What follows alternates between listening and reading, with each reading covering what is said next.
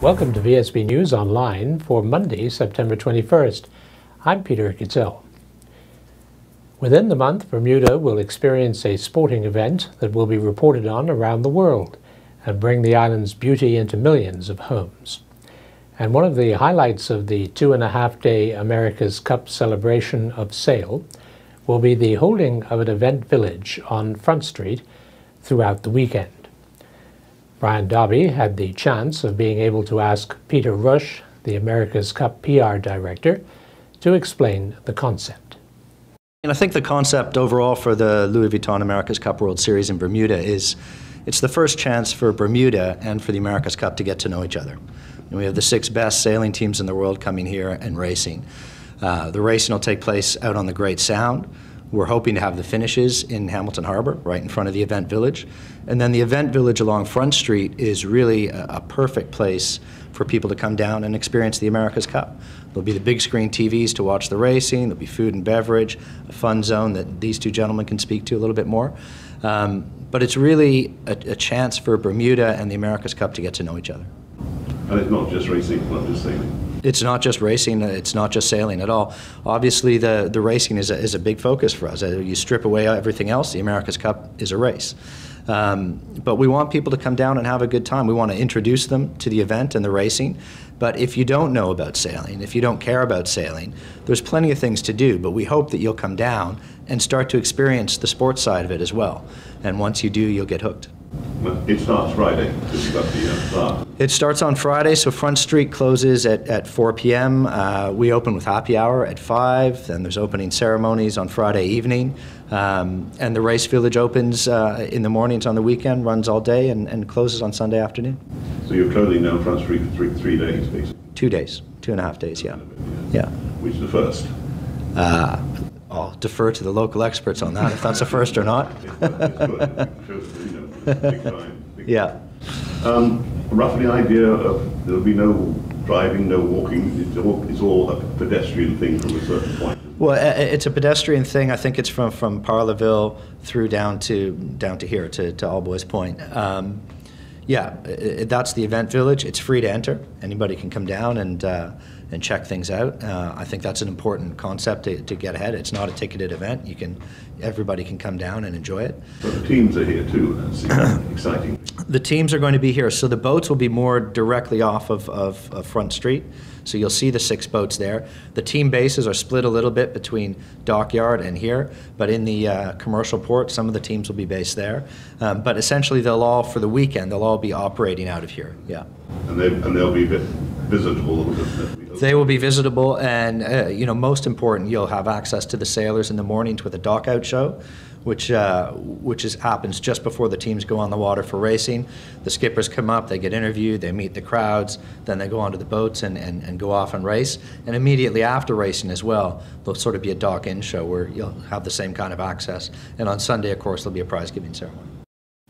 As Pope Francis prepares to visit the United States on Tuesday after his trip to Cuba, news has been released that he radioed a papal blessing to the people of Bermuda as his chartered Alitalia wide-body jet flew overhead on Saturday. On Saturday afternoon, flight crew members from Alitalia Flight 4000 en route to Havana, Cuba from Rome contacted the Bermuda Air Traffic Control Tower. The aircraft was inside Bermuda airspace at the time, and the pilot stated that Pope Francis was on board and wanted to pray for Bermuda. He transmitted a prayer on the ATC tower frequency and then proceeded on his historic flight to Cuba and then America. The radio transcript of the prayer reads, "I send cordial greetings to your Excellency and your fellow citizens as I fly over your country Bermuda on my way to Cuba for a pastoral visit, evoking these blessings upon you all. I ask Almighty God to grant to the nation well-being and peace from a peaceful Pope." Then the Bermuda air traffic controller on duty at the time thanked him on behalf of Bermuda and wished him God's blessing on his flight. The response was, "Thank you." Brian Darby reporting for VSB News. The Lions of Bermuda are raising funds to buy an $8,000 vision screener for the island's under 6-year-olds after being shown the device that Lions Club International is using in North America. It was introduced to school principals today by Lions Clubs of Bermuda chairman Desaline Waldron and Minister of Education Wayne Scott was on hand to offer support. This project is under the supervision of Mrs. Debbie Cottingham, who has overseen this program for over 25 years. This year, she had experiences with some of the parents and guardians regarding they did not want us to touch the children because they thought we administer drops or we literally touch the eyes. That is not so. As you continue on with your goal of eradicating preventable eye conditions, that you'll keep us in mind, and don't hesitate to come and bring your machines down again. And I know that it's going to be a fundraising effort of the local chapter of the Lions Club to get our very own. But thank you for coming down and sharing that with us. The handheld device was demonstrated by Tejunda Anand, District Governor, and recommended by Lions Club International Chancellor Robert Carlo. Approximately 10 to 15% of the kids that are tested, they have some sort of a referral for a situation where we refer it to the eye doctor for follow-up examination. And thereafter, about 5% of the kids are detected with these particular lazy eye problem. So the part of this program was to make concern the parents had about touching their children. Just wanted to let you know there's nothing wrong that we do that's going to harm your children. It's actually to help your children test for this, because the statistics have shown the kids have learning problem, and it's because of visual. They can't see properly. And that is one of the main programs, what we are using this particular program to avoid that situation. We have been working in the area of screening young children now for a number of years. I know here in Bermuda, you started maybe around 1990. We started about the same time in my home state of Tennessee. And we're primarily looking, as TJ suggested, for amblyopia. We're also looking for strabismus, which is the wandering of the eye. But on occasion, we'll detect some very serious problems, including blastoma or an eye cancer and some other issues. On the eve of announcing the size of the dolphin pool at Dockyard is to be trebled in size, the management at Dolphin Quest has been credited by visiting researchers as one of the most strategic sites for dolphin research in the world.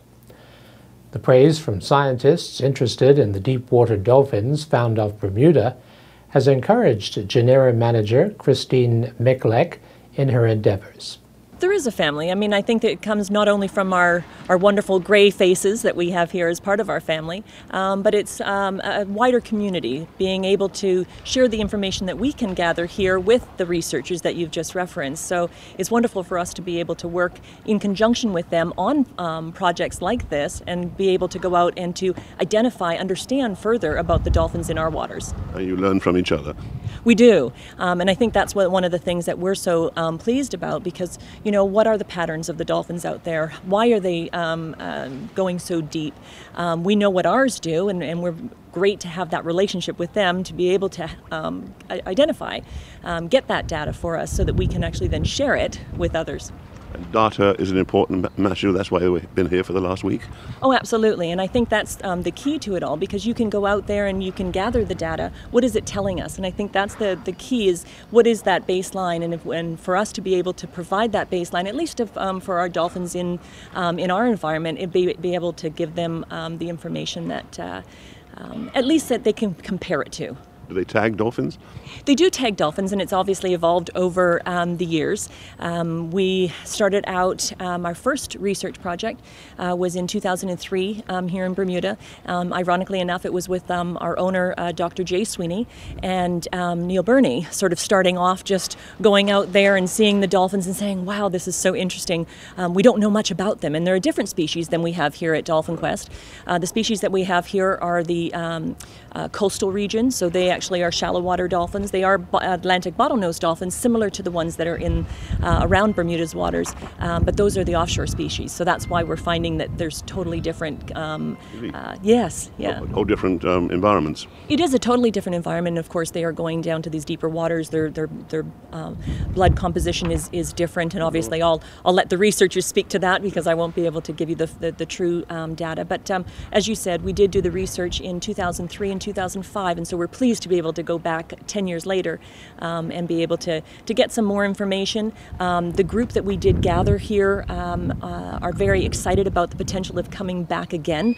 So I think that was very exciting. They think that these dolphins are just very unique. We don't know much about them. We know a lot about the ones that are down coastal region in Sarasota, and so that's why the Sarasota team actually were able to come here and be able to work with us.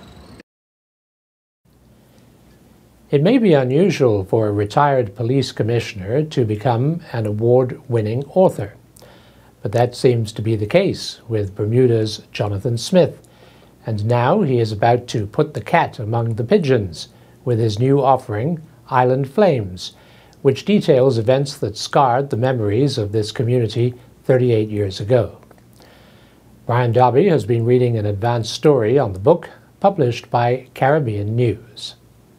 Island Flames describes a Bermuda in the 1970s that came very close to experiencing a revolution, and therefore one can appreciate why author Jonathan Smith says he had been astonished to find that not a single book had been written focusing on the murders of the governor and the ADC, the executions, the final use of the death penalty on British soil, and race riots during which the country nearly imploded.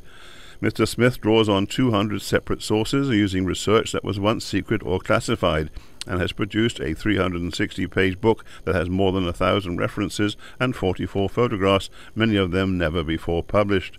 Jonathan Smith has voiced the comment, "I hope the book adds to the rich fabric of our tragic past and yet hopeful future," which just about says it all. Some of these stories he tells will be familiar. Others, including details of the diplomatic breakdown between the Governor Sir Peter Ramsbottom, UK Foreign Secretary Dr. David Owen, and UK Prime Minister James Callaghan, will raise a few eyebrows.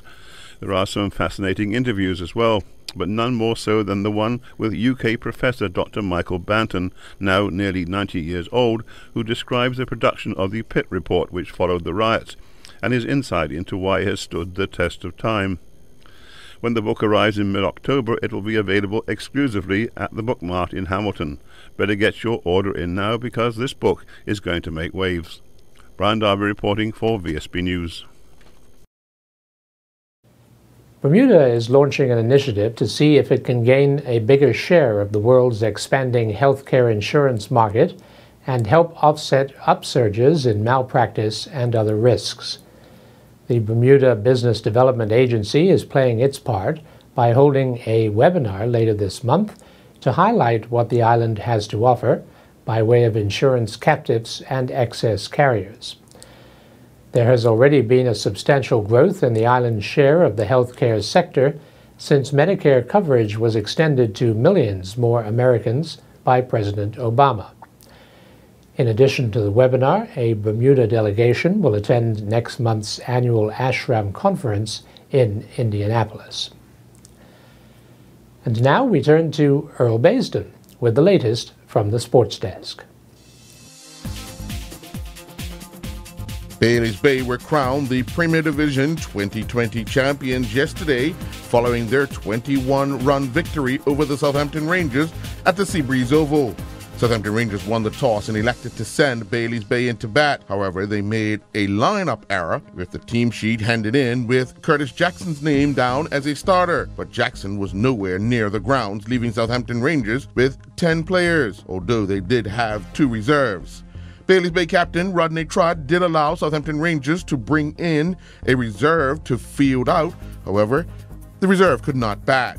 Bailey's Bay overcame a tactic used by Southampton Rangers that saw them keep Taryn Frey and Danico Hollis at the crease for more than 10 overs, with the fielders failing to take catches hit to them, keeping Bailey's Bay's big hitters Irvin Romaine and Malachi Jones in the pavilion. Frey was eventually bowled for 46 while Hollis added 42 as Bailey's Bay reached a total of 141 for 8.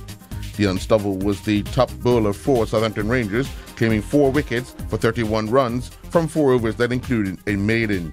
In reply, Southampton Rangers were bowled out for 120 in 19.3 overs. Gennaro Tucker was the top scorer with 39, while Kwame Tucker added 29. Kyle Hudson was the pick of the Bayless Bay bowlers with figures of 4 overs, 3 for 50. Western Stars were crowned the First Division 2020 champions following their 30-run victory over the Devonshire Recreation Club. Western Stars batted first and were bowled out for 127. Brian Hall was the top scorer with 60, while Wayne Campbell added 27. Kenny Phillips was the pick of the Devonshire Recreation Club bowlers with figures of 3.4 overs, 4 for 15. Wilbur Brett took 2 for 37 off of 4 overs that included 1 maiden.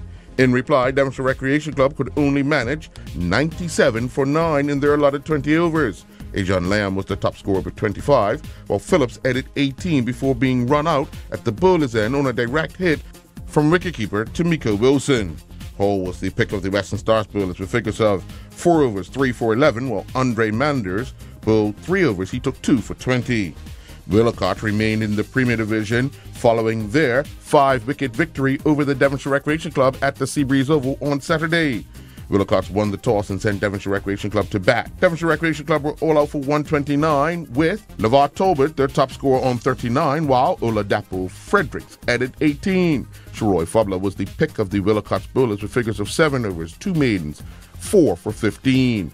In reply, Willicott scored 132 for 5. Kevon Fubler was the top scorer with 41 not out, while Dexter Basted added 30.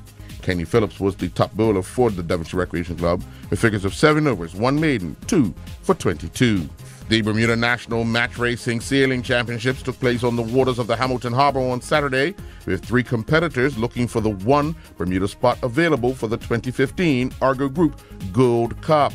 Dean Barker from Team SoftBank Japan took control of the final from start to finish and maintained a good lead going into the final leg, comfortably winning over Blythe Walker, who was carrying a penalty from the start. Barker then won the next race to win the championship. Walker advanced to the 2015 Argo Group Gold Cup as the top Bermuda finisher. Jason Sengs finished 3rd after getting the batter of Joshua Greenslade in the petite final. A scoreline that the Bermuda Football Association did not want in the Group B match that featured the Dendytown Hornets and Robin Hood came to fruition as the Dendytown Hornets defeated Robin Hood 2-1. All 3 teams, that includes the Devonshire Cougars, finished the group with 1 win and 1 loss.